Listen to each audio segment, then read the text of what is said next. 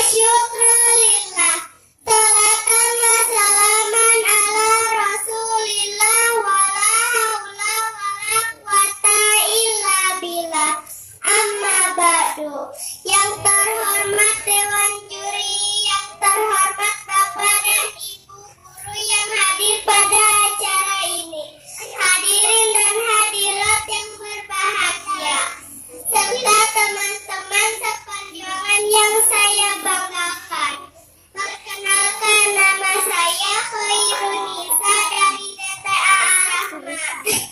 Pada kesempatan lomba pidato ini saya akan memberi judul Berbakti kepada kedua orang tua.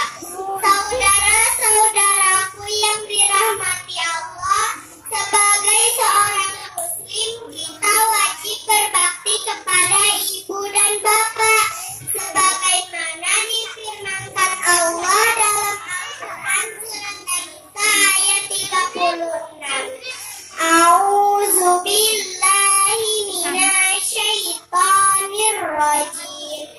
Bismillahirrahmanirrahim.